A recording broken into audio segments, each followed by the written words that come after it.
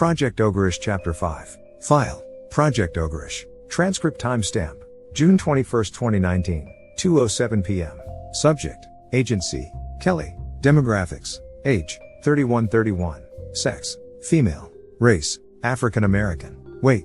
68.95 kilograms 152 pounds. Height. 175.26 centimeters 5'9". Bio. Current occupation. Redacted. History. Former DEA agent. Concomitant conditions. Celiac disease. Recording start. Agent Graham. I'm sorry about your squad. Agent Kelly. Audible sigh. We all knew the risks when we signed on to this job. Agent Graham. Doesn't make this any easier. Let's start from the beginning. I've only briefly reviewed the preliminary reports. Tell me everything you saw. Agent Kelly. Okay, my team arrived at the rally point with Alpha Team. We were able to watch the events from Alpha Team's helmet cam. Alpha breached the facility around 0600 hours. They met minimal resistance. 2 of the private security opened fire and were put down immediately. The rest threw down their arms quickly. The scientists surrendered immediately. Once the upper levels were secured, the team moved into the depths of the facility and made contact with Subject 125 as the scientists had labeled him. He had apparently just emerged from the bioorganism moments prior to Alpha's breach. A single facility security personnel was preparing to execute the subject, but our team intervened. Subject 125 was immediately evased to a secure facility for interrogation. Silence. I have to ask, was he infected too? Agent Graham. We don't believe so. He's shown no symptoms and has stated his hazmat suit was never breached. He's still under observation, but our hope is he's in the clear. Agent Kelly. Good. Silence. We Bravo team entered the facility once Alpha provided the all clear. Surviving facility personnel were gathered and identified. Just about all of them were extremely cooperative. Agent Graham. And Dr. Ballmer. Agent Kelly. Nowhere to be found. Subject 125 stated he had just spoken with her within the past 10 or 15 minutes prior to our arrival, but she was gone when we searched the facility. Upon further exploration, we found a network of tunnels. It's likely she escaped through one of those with a small security team. It was deemed too dangerous to blindly pursue her. Audible sigh. Her underlings made it quite clear that she will do whatever it takes to survive. Silence. And there's more bad news. Agent Graham. Yeah, Agent Kelly. We believe she escaped with a live sample of the organism, extracted by Subject 125. Agent Graham. I've been made aware. I've shifted priority to locating Dr. Ballmer at any cost. Agent Kelly. I'm sorry we didn't go after her. Agent Graham. You followed procedure. It was too dangerous to pursue blind. What happened next? Agent Kelly. One of the scientists identified himself as our mole. He provided his code name and control number. He was swiftly evacuated behind Subject 125 for interrogation. I have to imagine he was infected. Agent Graham. He was, but we did get some useful intel out of him before he transformed. Agent Kelly. Some good news at least. Inaudible. We prepped the rest of the facility staff for transport. Since our 2 choppers were sent out and needed a refuel, we were forced to use land vehicles to transport the rest of the prisoners. 2 large vehicles housed the 1009 survivors from the facility. Both transports were bookended by 2 escort vehicles. I was in the rear escort with Agent Vasquez. Agent Graham. Roughly what time was this? Agent Kelly. It was a little after 0800 hours by this time. The first few hours were uneventful. About 2 hours into the trip, we noticed one of the transports veering off the road. They swerved and crashed into a tree off into the woods. Me and Agent Vasquez pulled over and had our firearms ready. One of our agents from the prison transport burst from the driver's side screaming about monsters. Audible sigh. That's when we saw them. The prisoners had mutated into grotesque monstrosities. It was like tentacles of some kind had burst through their bodies. One reached out and wrapped a tentacle around the driver's leg, started pulling him back towards the vehicle. Vasquez and I opened fire. Bullets seemed to have some kind of effect. The creature let go and made a noise that indicated pain, but it quickly recovered and grabbed the agent again when we reloaded. Silence. We tried to save him. We really did. Agent Graham. I know. Agent Kelly. The creatures tore him to pieces. I don't think I'll ever get his last screams out of my head. There were no survivors from that transport. Once they finished, they turned their attention towards us. We opened fire again, but that only appeared to delay them. They started slithering towards us. Vasquez tried standing his ground. I had to grab him and move him back. We retreated out of the dense woods onto the main road. I was thinking we needed to get back in our vehicle and flee, but that's when Vasquez noticed the smoke. Agent Graham.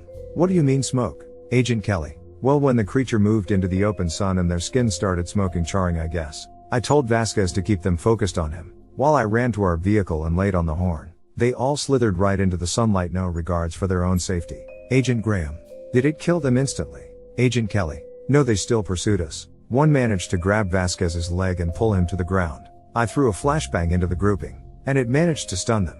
I used that time to pull Vasquez away. I don't recall how long it took before the creatures finally collapsed and stopped moving. But they all eventually collapsed onto the asphalt. Agent Graham.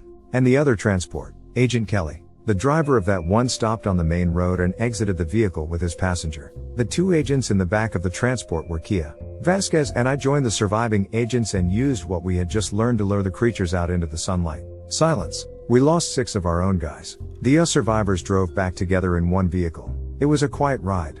Agent Graham. I must commend you, Agent Kelly. Your courage in the face of an absolute nightmare exemplifies what we're all about. We're going to place you under additional observation for a few days. Afterwards, I'm requiring you to take a week off. Agent Kelly. I want to get back in the field. Agent Graham.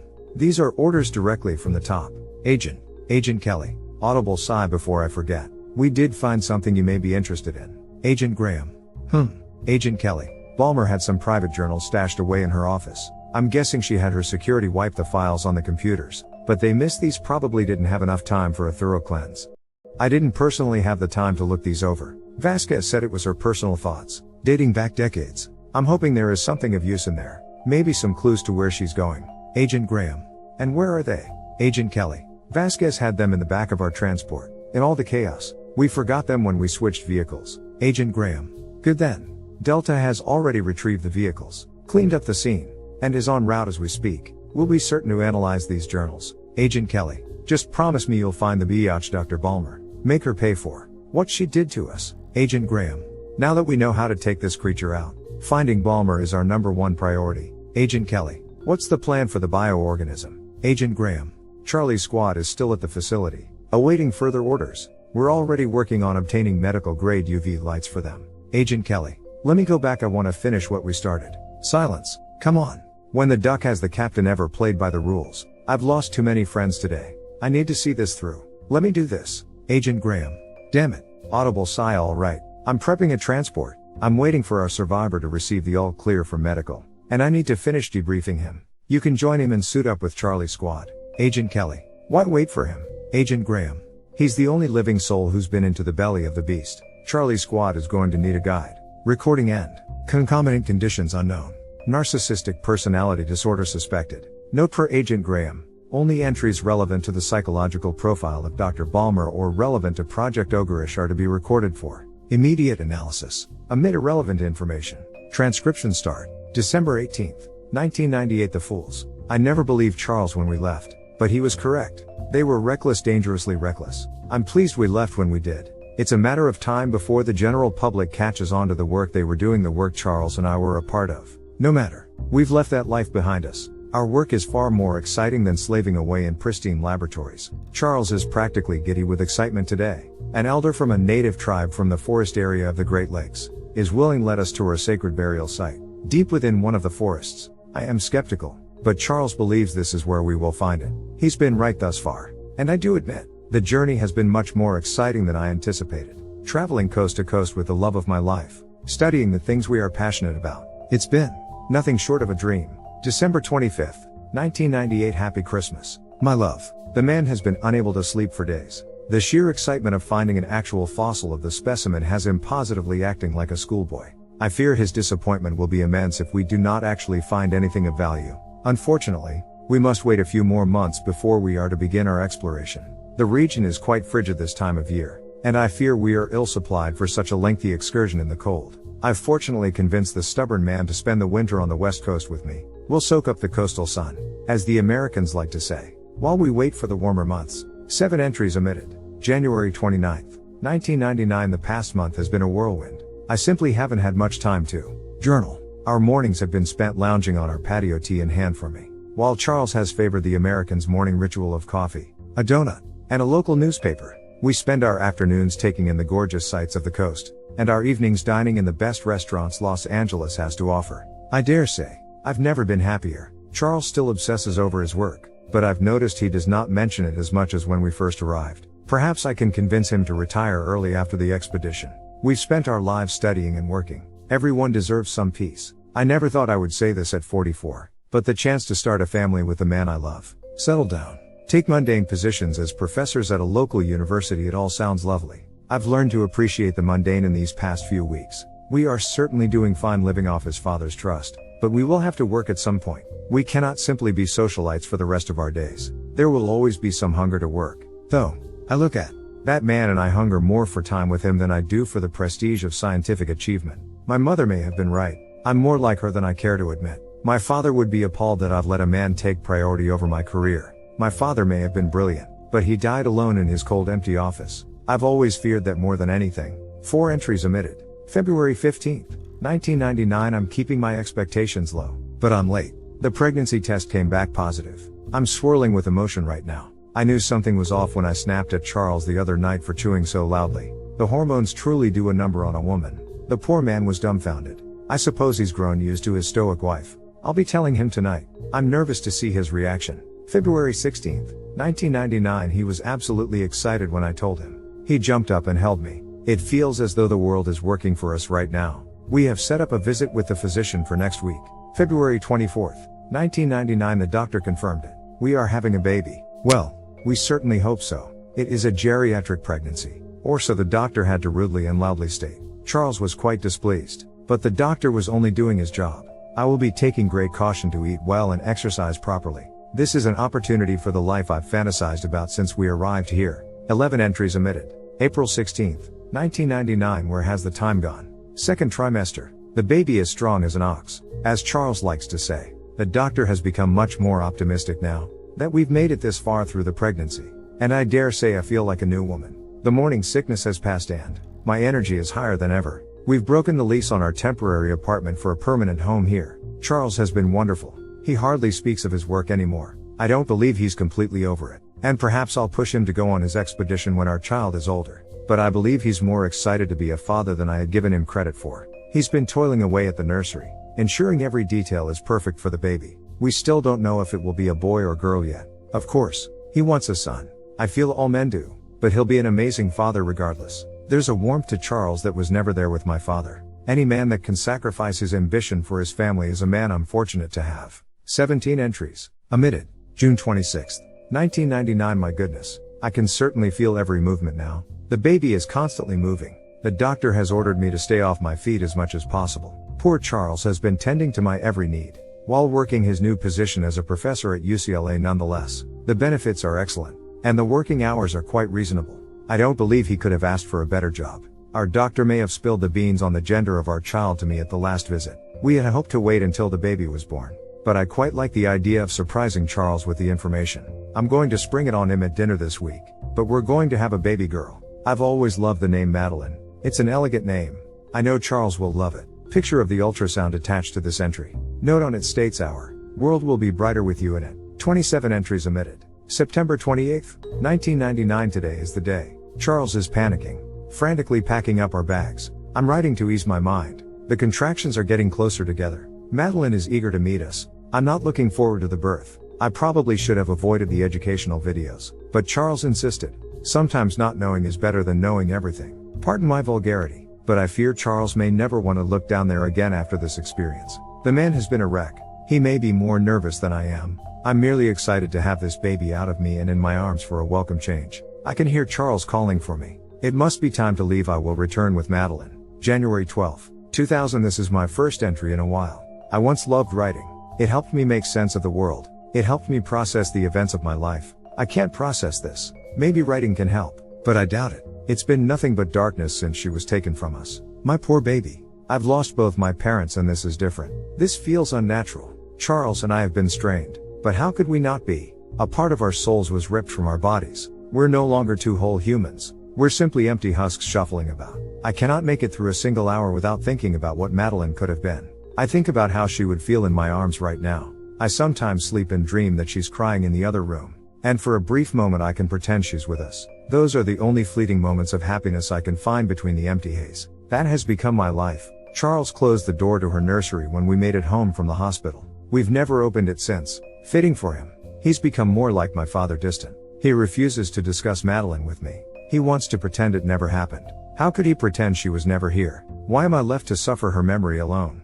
Every day I stumble across something that was meant for her. This morning I found a baby bottle tucked away in the kitchen cabinet. I cried for an hour, just holding it close while I laid on the kitchen floor. You would think the human body would run out of tears at some point, but there always appear to be more. I know I should not speak of such things, but I've fantasized about jumping from the third-story window. Perhaps I could load up on some vodka and stumble through. Perhaps that would give me the courage I need. I can't do this. The emptiness has become an unending torment. January 14th, 2000. My love. FD, I'm so sorry, spelling errors intentional. February 11th, 2000. I woke up 2 weeks ago in a hospital bed. Charles was by my side. He looked like he'd been through a war. I was unable to look him in the eye, but he begged me to listen to him. All the emotion he suppressed over the months poured out of him like a river. He was practically sobbing by the time he was done, profusely apologizing for his uncaring demeanor. He feared living in this world without me, and when he found me sprawled out on the concrete, he felt an indescribable despair. For the first time since it happened, he told me how much he loved Madeline, and how angry he was that she was taken from us. All I could do was sob and tell him how much I loved him. I knew then and there that I could no longer live my life grieving Madeline as I was. She was gone, and there was nothing we could do to fix that. While fate was cruel enough to strip her from our arms, we still had one another. And while we can never go back to our carefree lives before we lost her, we can certainly build something new together. 9 entries omitted. February 20th, 2000. I've been writing daily. The therapist seems to believe it will help me process the grief better. My recovery has been going well. I'm required to speak to a therapist daily. Since I attempted to take my own life, Charles has been kind enough to join me. The therapist has been effective at helping us establish better communication between one another. They suggested we hold a memorial service for Madeline as a way to close the door on this chapter of our lives. We had her remains cremated at the hospital, and the urn above our mantel serves no purpose but to torment us with her memory. Charles and I decided we would spread her ashes along the coast, near where we plan to live our lives with her. I've been thinking a lot about the next chapter of our lives. Charles and I were at our best when we worked together. We were fiercely focused, career-driven intellectuals. I'm wasting away trying to play the housewife, and I know the UCLA job fills him with no satisfaction. Perhaps the key to rediscovering ourselves is to rediscover our shared first love, the endless pursuit of knowledge. I told Charles yesterday that we should go on the expedition. His eyes lit up in a way I have not seen in a long time.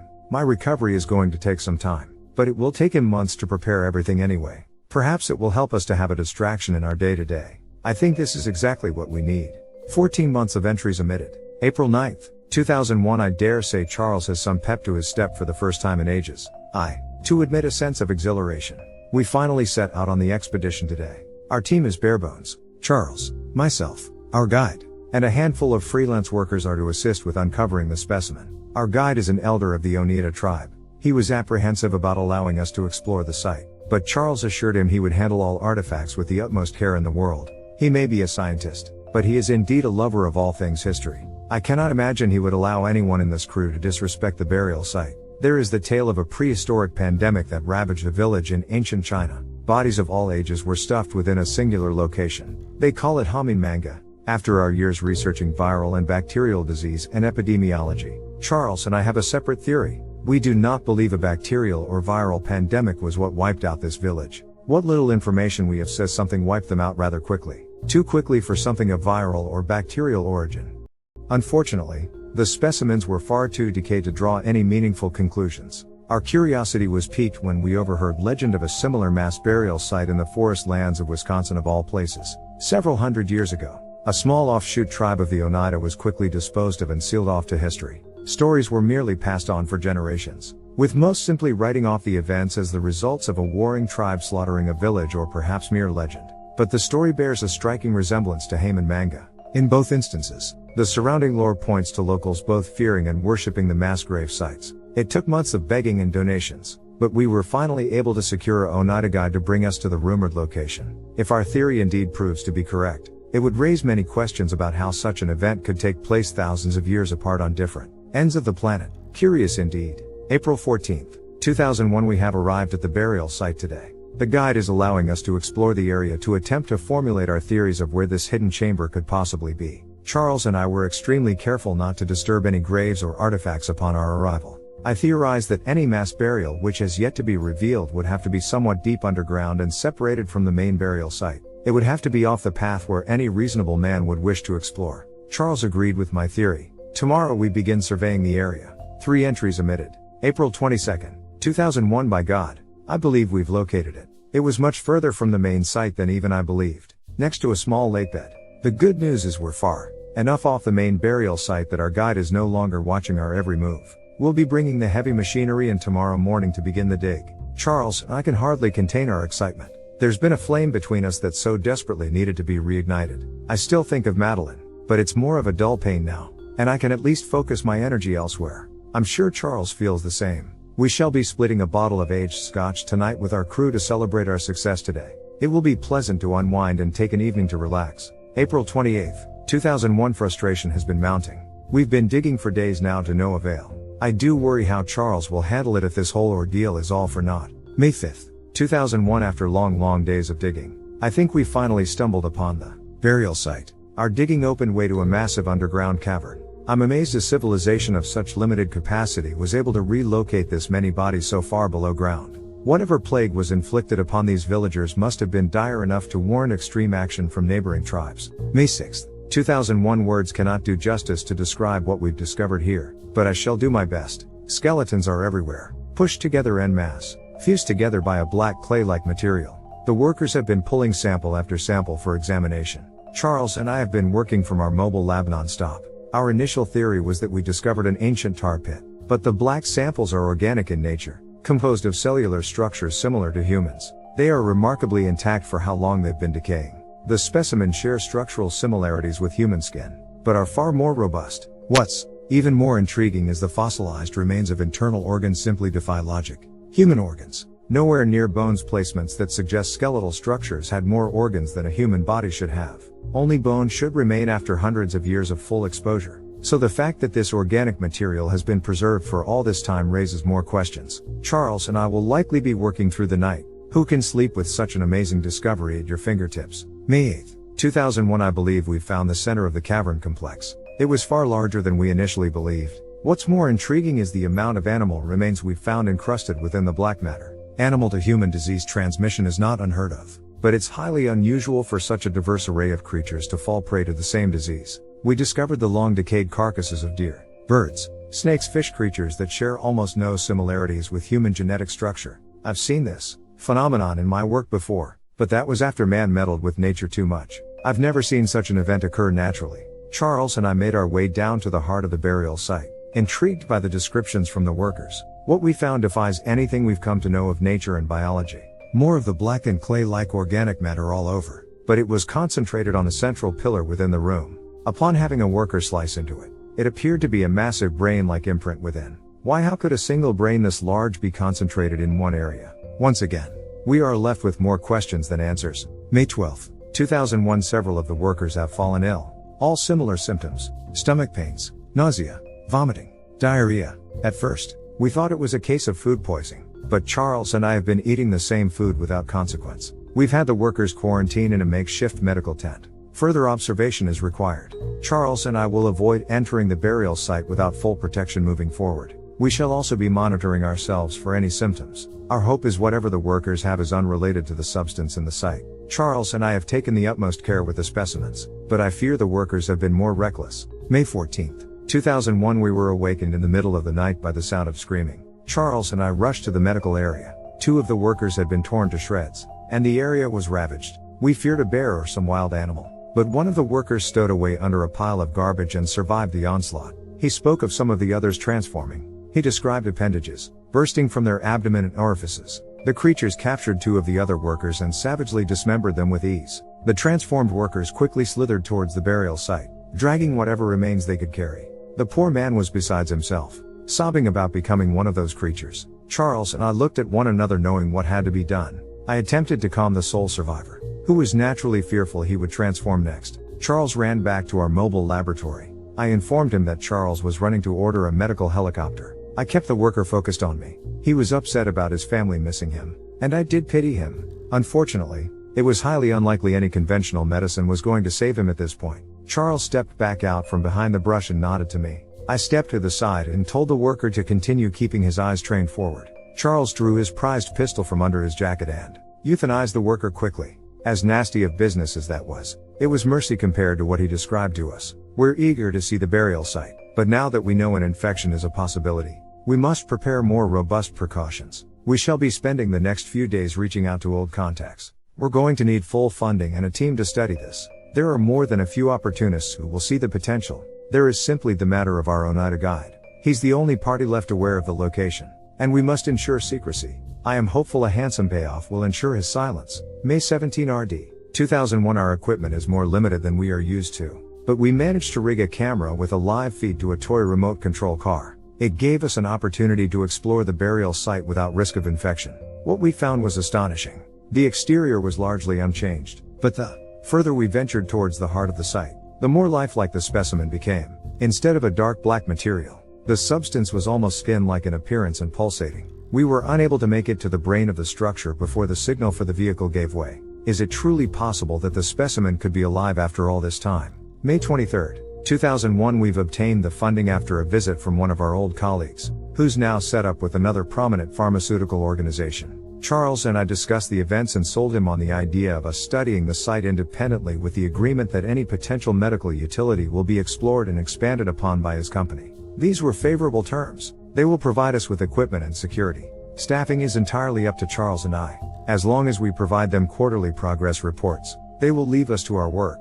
The potential for a deeper understanding of tissue regeneration is indeed immense, but Charles and I are more interested in the specimen itself. We'll be building a facility around the specimen, allowing us the opportunity to safely study it. It should take but a few weeks to have it all up and running. In the meantime, we've discussed procuring research specimens. We've retroactively designated the 5 workers as subjects 1 through 5. Subject 5 is set to be dissected and examined as soon as our equipment is set up to do so. I am particularly interested to see exactly how the specimen metastasizes within the human body. Charles and I believe some of the specimen has survived in a spore-like form that was inhaled over time by our workers. We did inform them to wear masks. I suppose they did not heed our warnings. I feel some sense of responsibility, but sometimes sacrifice is required in the name of science. In the meantime, our benefactor is ensuring the families are fed a plausible cover story and a sizable sum of money to sign a non-disclosure. Transcription end. Recording start. Agent Graham.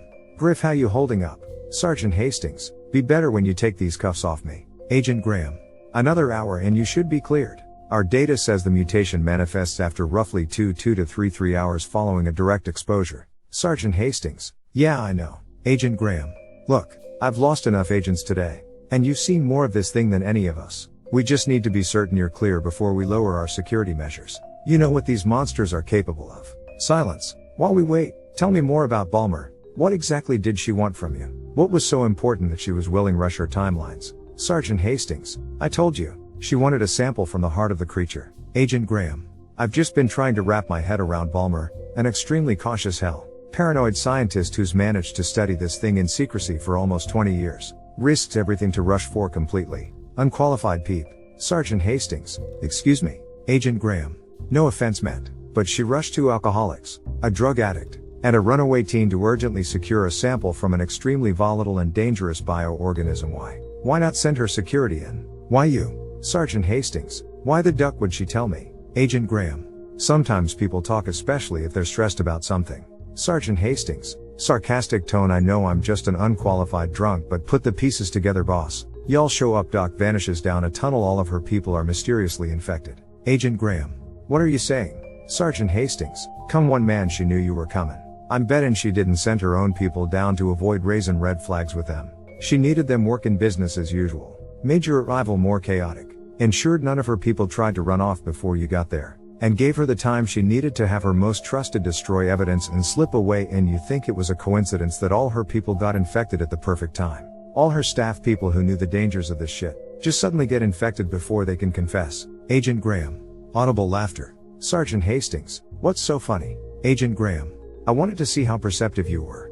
It's the exact theory we put together. Tell me, Griff, how does someone like yourself wind up in your position? Sergeant Hastings. Do you need me to answer that? This country don't give a shit about the people that bleed for it. I was a drinker before my tours. I was a heavy drinker after. It's the same story you've heard before. Wife left me. Daughter stopped talking to me. No one would hire me. Rehab was too duckin' expensive. And the VA was useless. It didn't happen overnight, but it was fast. I didn't last long in normal life. Couldn't hold a job. They wouldn't even hire me to cut a duckin' lawn. This ain't a country that lends out helping hands. People thank you for your service and call you a bum in the same breath. They want you to think there's honor in fighting. In the end, It's just our poor kids killing their poor kids on the orders of soft-handed politicians who've never seen a day of combat. We get home. They pin some shiny, cheap medals on us and our dead friends, and kick us to the curb when we're used up. Agent Graham. Well, I think your talents are wasting away, and I've run it up the command chain. They're willing to grant you a provision to work for us if you meet some stipulations. Sergeant Hastings. I ain't working for the government again. Agent Graham. Audible laughter. We don't work for the government. Griff. Sergeant Hastings. MHM. Then who are you? Agent Graham. We're an autonomous organization. Most of our agents are former special forces from around the globe. Now, you aren't special forces, but command is quite willing to overlook that, all things considered. Sergeant Hastings. And what's the catch? Agent Graham. Employment is contingent upon you entering a rehab to sober up. Sergeant Hastings. That it? Agent Graham. And oh, one more thing. Sergeant Hastings. Yeah, Agent Graham. I'm going to need you to go back in. Our intel on the inner workings of the bioorganism is limited. You're the best map we have. The organism keeps destroying any unmanned vehicles we send in. Silence. Silence. Griff. Sergeant Hastings. Did you tape a UV light on the drone? That's what I would have done. Agent Graham. Audible laughter. You're funny. Griff. Yes, we tried. The corridors are too tight to navigate a remote vehicle gracefully, and the organism appears intelligent enough to quickly eliminate these threats. Sergeant Hastings. It is smart. Audible sigh. I'll help you with the creature. It's a no on the job offer, though. Agent Graham. I can't say I'm surprised. We do appreciate your willingness to go back in. Silence. Let's pivot back to your experience. We still need to wait for medical to clear us here. May as well finish up your story. So what happened to Mark and Larissa? Sergeant Hastings. Well, the further we got in, the more ducked up it got. The creature could spawn monsters at will. Didn't seem to be any rhyme or reason to how these things were built. Animal heads bulging out of human chests. Some things were just muddled together, arms and legs trying to grab out at us. The duck and one made of teeth shook me bad. It looked like a person from far away, but when we got close enough we could see teeth sticking out of every part of its body. Animal teeth. Human teeth. They were sticking off of every inch of this thing. We fired a couple shots off at it. But these things don't go down that easy. I hit it with my light, and it started burning. But the light wasn't an insta-kill. You had to keep it trained on them for some time, slowly burn them away. We worked out a good strategy after a couple more encounters. The girl Larissa kept the light on the creatures. The tweaker Mark and I would close in and try to find the heart for a quick kill. We were actually making good progress. I think that tweaker Mark got overconfident. I told him to hang back, but I guess he had a rare moment of bravery. The mother ducker constantly picked the worst times to do anything. He ran up and jammed his knife where the heart should have been on. Chomper. Agent Graham. Chomper's the one made of teeth. Sergeant Hastings. Yeah, I guess the girl Larissa needed some way to process the nightmare. She would give the monsters cut-eyes nicknames. You see enough ducked up shit, you stop questioning why people do what they do to cope. It made her feel better to give these things nicknames, so I went along with it. She called the teeth monster Chomper. So, the tweaker Mark ran up and stabbed the creature against my orders. Nothing happened. Up to that point. When we hit the heart, the creatures would collapse. Instead, Chomper reached out with its hand and latched it onto the tweaker's Mark's arm. He screamed, and I could tell it wasn't his usual scared squeal.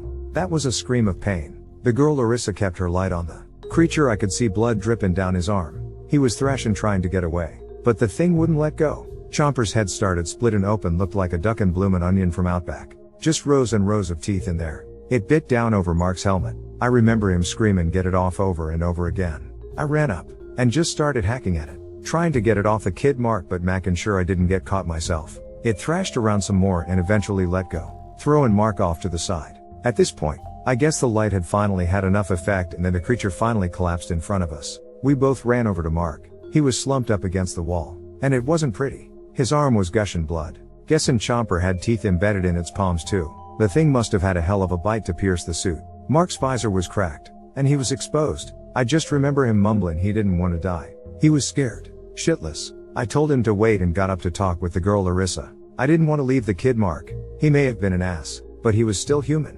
We spent so much time talking we didn't see what was happening under our feet. Agent Graham.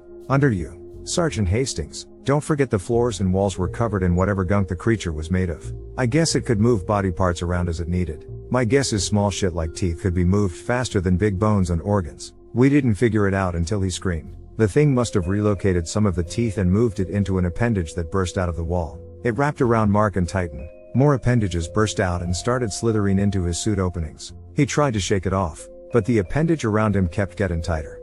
The girl Larissa tried to free him, which was a mistake. In his panicked state, the tweaker Mark grabbed her arm and wouldn't let go. Another appendage burst out of the wall and latched around her arm. I reacted as fast as I could, ran up and hacked through it. I pulled her away quick. He was screaming, but you could tell the screams were getting more muffled. The appendages were moving further into his suit, and the one wrapped around him pulled tighter and tighter, eventually split the mother ducker mark in half. Agent Graham. Jesus. Sergeant Hastings. Yeah, we didn't hang around for more. I started running with the girl Larissa. The creature was getting more active. Appendages started wriggling out from all over, trying to grab onto us. We couldn't sit still or catch our breath, just kept going. The comms cut in and it was that Balmer woman told us there was a safe room built in, and that we needed to get there if we wanted to survive. She gave me directions, and led us to a doorway that was overgrown with the creature's skin. We cut through it as fast as we could once enough of the shit was cut through. I ripped the door open. We both dove in. The appendages started wriggling in. That's when the lights cut on. Blinding overhead lights, UV lights I guess, suddenly flashed on. The appendages retreated, giving us enough time to pull the doorway shut. Agent Graham. Did Balmer say anything else? Sergeant Hastings. She did. Agent Graham. And Sergeant Hastings. Audible sigh. She said I'd be wise to deal with the girl Larissa sooner rather than later. I looked over to her. Her suit had been punctured, just like Mark's. She was bleeding. Agent Graham. She was infected. Sergeant Hastings. She was. Static, sir. Agent Graham. Audible beep. Dion, not now. Static, sir, it's important. Agent Graham. Audible beep. What is it? Static, we just located the remains of Balmer's security team. No. Balmer though. Silence. Agent Graham.